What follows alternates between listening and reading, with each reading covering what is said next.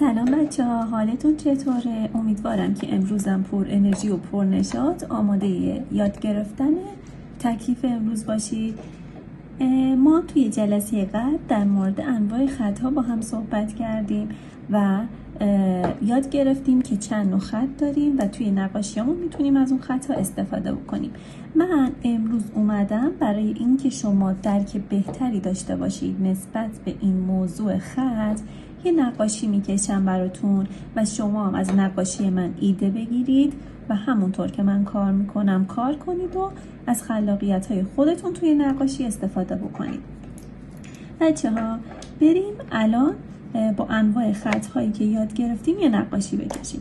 قبل از هر چیزی بهتون میگم که شما قبل از اینکه شروع کنید نقاشی میکشید توی صفحه کاغذتون یک کادر بکشید یا یک قاب بکشید که توی اون قاب نقاشیتون رو بکشید.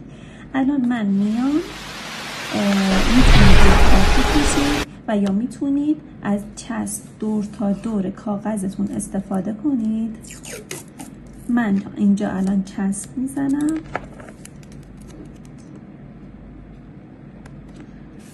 یک کادر یا یک قاب رو درست میکنم برای نقاشی قبل از اینکه نقاشیمو شروع بکنم.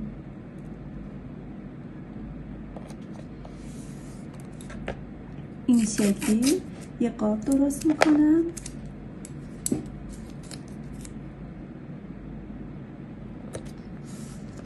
خیلی محکم فشار ندین که بعداً که بخواین چسب رو جدا کنید کاغذتون پاره نشه، یا میتونید قبل از اینکه چسب رو بزنید چسب رو روی سطح بیارین و چسب کاغذتون رو کم کنید. اینجوری وقتی که بخواین چسب رو جدا کنید کاغذتون برداشته نمیشه و خراب نمیشه. من یک کارت درست کردم. الان میخوام با استفاده از خطایی که یاد گرفتیم بریم نقاشی بکشیم. بچه ها بریم اول آسمونمون رو بکشیم. خب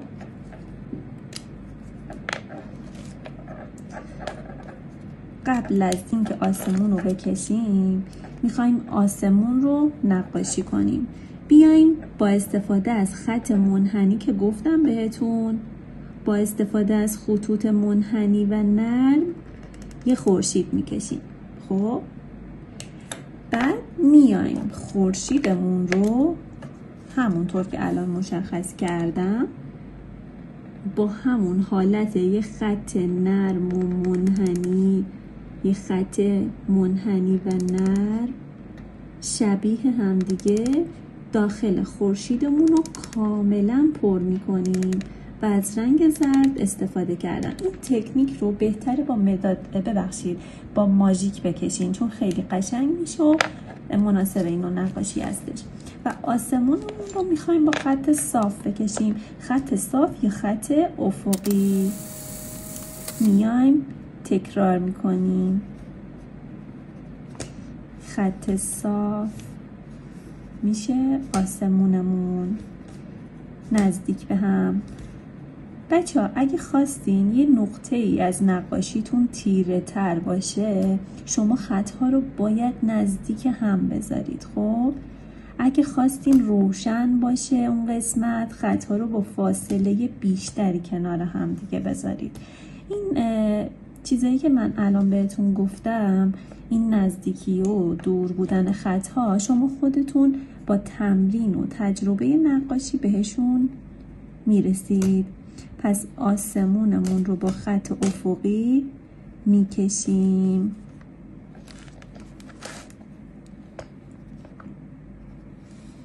امروز میخوایم با انواع خطهایی که یاد گرفتیم نقاشی بکشیم. ببینید چه نقاشی های جذابی رو میتونیم بکشیم فقط با استفاده از خطهایی که یاد گرفتیم. میتونیم تا هر جایی که دوست داشتیم آسمونمون رو ادامه بدیم. پس خط افقی یه خط صاف بود که روی زمین خوابیده. از آسمون ما بعد میریم چمنمون رو میخوایم بکشیم. مزرعه‌مون رو بکشیم. میایم این شکلی با یه خط منحنی حالت تپه و اینجا هم با یه خط منحنی حالت تپه و این خط منحنیمون رو این شکلی تکرار میکنیم برای کشیدن چمن یا همون تپه سبز رنگمون. ببینید بچه ها، و این خط منحنی و نرممون رو اینجوری تکرار میکنیم.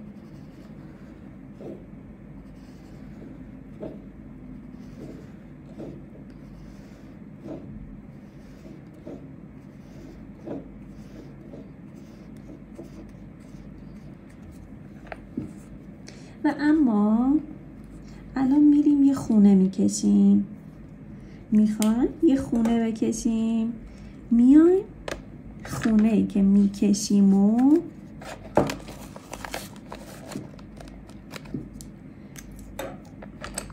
اینجا یه خونه میکشیم با خطهای عمودی.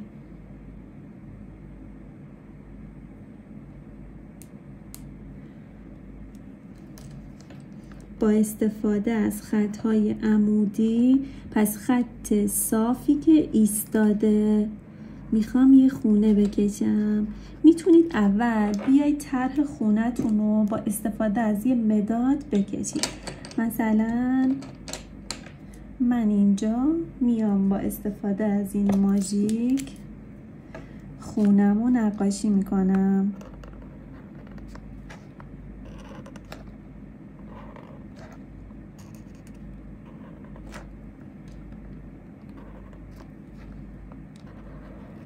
این خونه منه. خب بعدش این شکلی خونمو میکشم.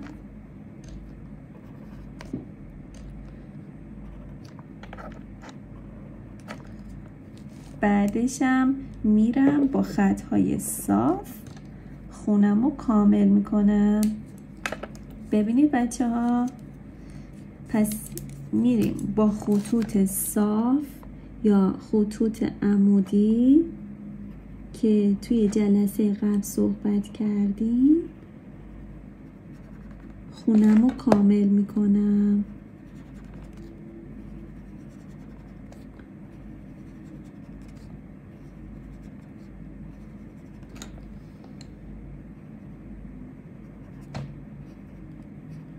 این شکلی بچه ها میتونید برای اینکه خونتون حالا خودتون میتونید بهش جذابیت بدید، میام اینجایی براش یه پنجره درست میکنم برای خونه. بعد میام براش یه دونه در میذارم این شکلی. خب پس میام بقیه خونمم کامل میکنم با خطهای عمودی یا خط صافی که روی زمین ایستاده. این شکلی خونمو کامل میکنم. ببینید چه بافت قشنگی داد به نقاشیمون. بعد برای این قسمت میایم از خط افقی، خط صافی که روی زمین ایستاده، نقاشیمو کامل میکنم. و اما بچه ها میریم برای ادامه نقاشیمون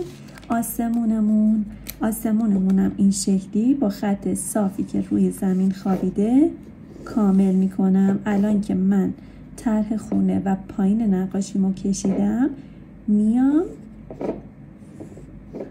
آسمونمو با خطهای افقی، خطهایی که روی زمین خوابیدن، نقاشیمو میکشم. ببینید به همین سادگی شما میتونید نقاشی بکشید. ببینید بچه ها، الان چسب کادر دفترتون رو در میارید.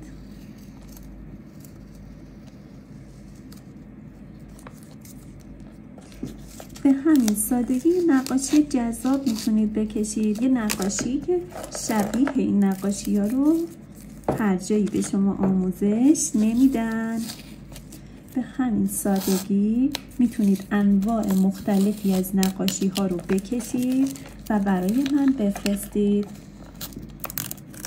میتونید نقاشی حیوان بکشید، نقاشی میوه ها رو بکشید با این روش، نقاشی طبیعت رو بکشید و برای من بفرستید. مرسی که همراه من بودید.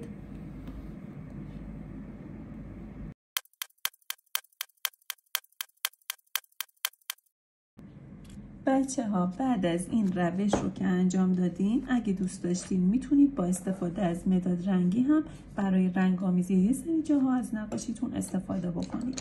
مثلا من میام اینجا از رنگ صورتی برای خونم استفاده میکنم، میام این قسمت ها رو، فضای داخلی خط ها رو با رنگ صورتی رنگ میزنم، با مداد رنگی صورتی. بچه ها من چند تا نمونه نقاشی که با خط هستش رو براتون میذارم که شما وقتی که اون نمونه ها رو ببینید بیشتر متوجه میشید که چه نقاشی های جذاب و خلاقانه ای رو میتونید با خط ها ایجاد کنید و چقدر جذابه. یعنی اصلا شما یه نقاشی تکراری ندارید و میتونید تابلوهای قشنگ درست کنید با این روش نقاشی کشیدن. میتونید اصلا درآمد داشته باشید، میتونید کارت پستال درست بکنید. خیلی به شما کمک میکنه این روش های نقاشی کشیدن که من بهتون آموزش میدم. پس تکلیفاتون رو انجام بدید، نمونه کارهایی هم که براتون میفرستم رو ببینید و من منتظر آثار خارق العاده‌تون هستم. اینکه نقاشی های جذاب برام بفرستید. من رنگ میزنم و براتون عکسش رو میذارم. مرسی از همراهیتون.